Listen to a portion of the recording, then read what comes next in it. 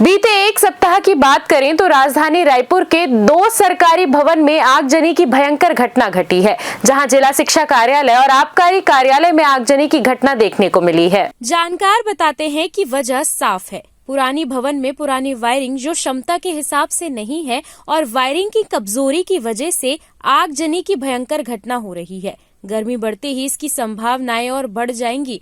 अब आला अधिकारियों को इस विषय को गंभीरता से लेना चाहिए और पुरानी भवनों में जो पुरानी वायरिंग है उसे समय रहते बदलना चाहिए, ताकि अप्रिय आगजनी की घटना से बचा जा सके। दफ्तर हैं वो पुराने हो गए हैं, वायरिंग हालांकि जाहिर सी बात है कि वायरिंग भी पुरानी हो गई है।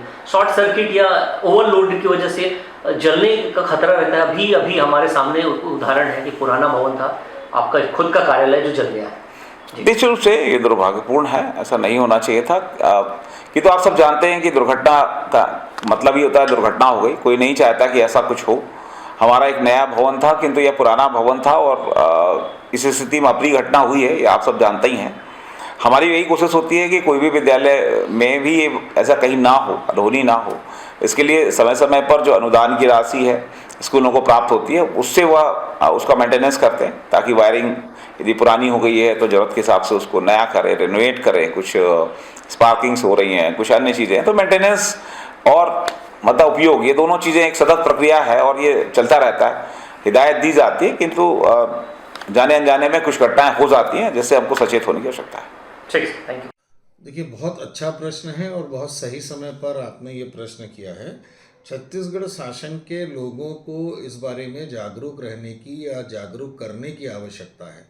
इसका एक मुख्य कारण है सभी के घरों की जो वायरिंग है या सभी सरकारी कार्यालयों की जो वायरिंग है, वो वायरिंग पुरानी हो चुकी है और उसमें नई वायरिंग करने की आवश्यकता है। यदि कम एमएम का वायर है और उसको ज़्यादा लोड उसके ऊपर हम डालेंगे तो जलने की संभावना, तार गलने की संभावना होगी और जिससे आग लगने की संभावना बढ़ेगी।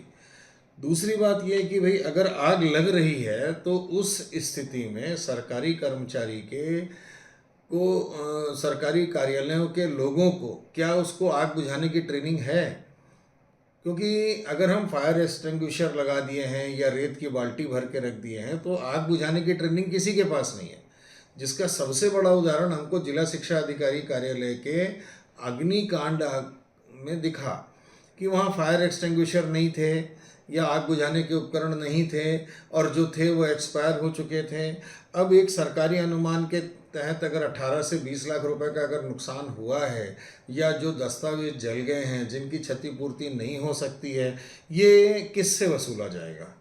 और अगर जो जिम्मेदार अधिकारी है जिसने अपने लिए ये चीज़ नहीं देखी कि भाई उसके अपने कार्यालय में फायर एक्सटिंग्विशर्स और अग्निशमन उपकरण नहीं है, तो ये तो गंभीर बात है। जो हर स्कूल के लिए ये चेक करवाते हैं कि भाई उनके स्कूल में ये अग्निशमन उपकरण हैं कि नहीं, तो ये चिंता का विषय होता है। और हम सब सरकारी ऑफिसर के सरकारी कार्यालय के लोगों को, घरों में रहने वाले लोगों को, बड़ी बिल्डिंग में रहने वाले लोगों को अपने दैनिक उपयोग की चीज़ों की चेकलिस्ट बना के रखनी पड़ती है।